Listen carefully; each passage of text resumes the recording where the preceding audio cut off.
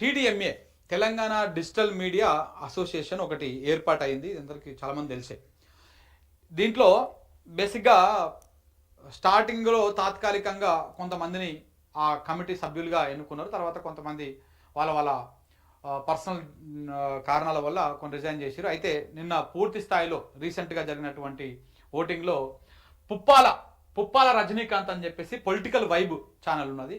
So ఈ political vibe channel owner ఎవరుతున్నారో, CEO ఎవరుతున్నారో ఆయనను ఈ తెలంగాణ డిజిటల్ మీడియా అసోసియేషన్ అధ్యక్షునిగా ఏకగ్రీవంగా ఎన్నుకోవడం జరిగింది. ఇంకొకరు కూడా పోటీ వాళ్ళే దీంట్లో.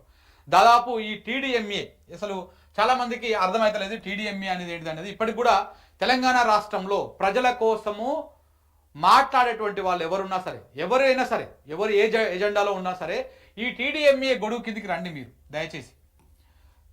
ఎందుకంటే ఇవాళ మీడియా ఛానళ్ళ, శాటిలైట్ మీడియా ఛానళ్ళ ఆధిపత్యం కోసము డిజిటల్ మీడియాను పూర్తిగా అణిచివేసేటువంటి కుట్ర జరుగుతూ ఉంది.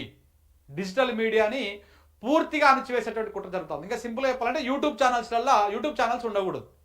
ఒకవేళ యూట్యూబ్లో ఉన్నా కానీ అదే పెద్ద పెద్ద శాటిలైట్ ఛానల్ ఉంటాయి కదా, వాళ్ళే యూట్యూబ్ ఛానల్స్ ఉండాలి తప్ప వేరే వాళ్ళు ఎవరు కూడా యూట్యూబ్ ఛానల్స్ కానీ డిజిటల్ మీడియా కానీ నడిపించొద్దు.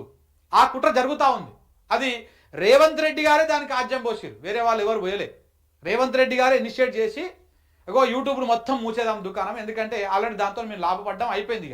ఇక యూట్యూబ్ అనేది ఇప్పుడు ఉండకూడదు అన్నటువంటి వ్యవహారంతో దాన్ని ఒక కుట్రకు ప్లాన్ చేస్తే ఆ కుట్రను ఛేదించడం కోసం, ఎందుకంటే చూసినాం మనం ఇప్పటికే గిరీష్ దారముని మీద దాడి జరిగింది, చిల్క ప్రవీణ్ మీద దాడి జరిగింది, నా మీద దాడి జరిగింది, ఎన్నిసార్లు దాడి జరిగినా మాట్లాడలేదని చెప్పేసి రకరకాల కుట్రలు చేసి కేసులు పెట్టి జైళ్లకు పంపించి ఆస్తులు ధ్వంసం చేసి ఆఫీసులను కొల్లగొట్టి ఇట్లా రకరకాలుగా మధ్యలో వ్యవహారం నడుస్తూ ఉన్నది. ఇంకా రకరకాల కుట్రలు, ఏ రకంగా చేస్తే ఏ రకంగా మాట్లాడకుండా ఉంటాడు, ఎట్లెట్లా విడతల వారిగా చేయాలి, ఇలాంటి కుట్రలన్నీ కూడా చేస్తూ ఉన్నారు.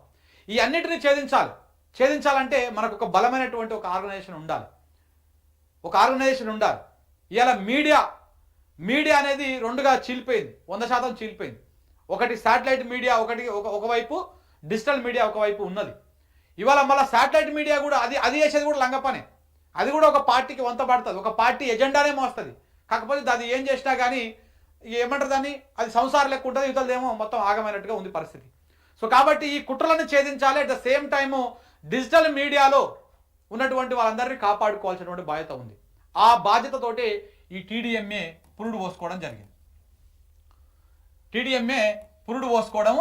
జరిగింది. సో కాబట్టి ఈ టీడీఎంఏ ఇప్పటికి దాదాపు ఒక 100 ఛానళ్ళు ఇందులోకి వచ్చినాయి. ఇందులో అందరు ఉన్నారు.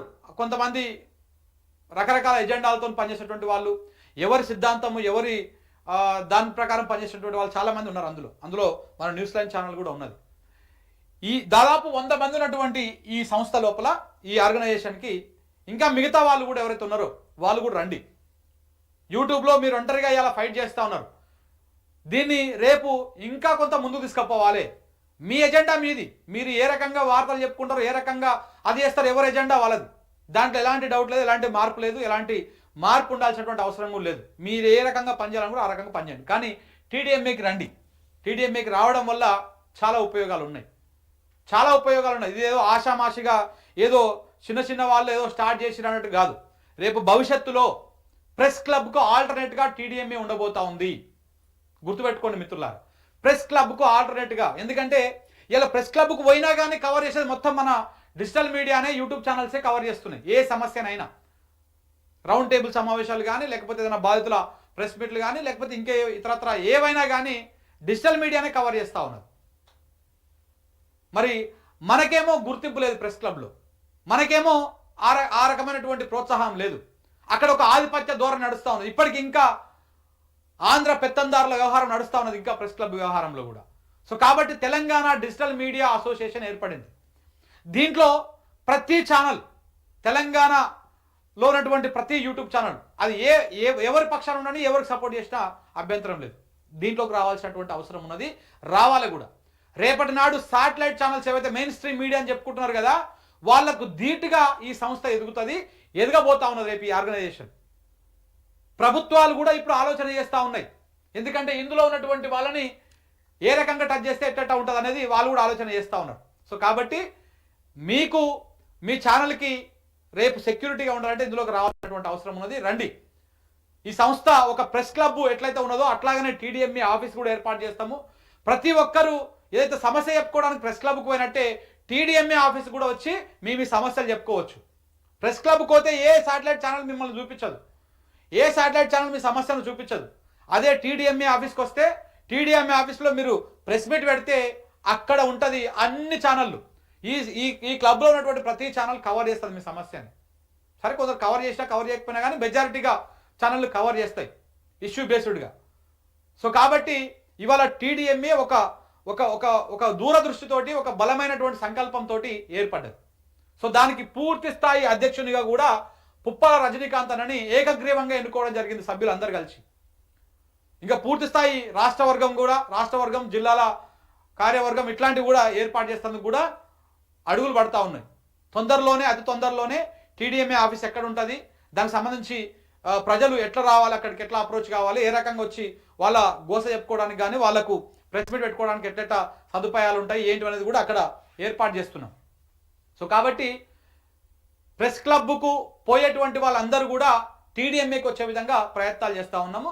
ఏదైతే శాటిలైట్ ఛానల్ అడ్డం పెట్టుకొని ఇవాళ రేవంత్ రెడ్డి ప్రభుత్వము, ఏ ప్రభుత్వం అయినా సరే యూట్యూబ్ ఛానల్ను డిజిటల్ మీడియాను తొక్కేయాలని ప్రయత్నం చేస్తూ ఉన్నారో వాటన్నింటినీ ఏకతాటిని తీసుకురావడమే టీడీఎంఏ లక్ష్యము. సో వీళ్ళందరినీ కాపాడుకోవాలి.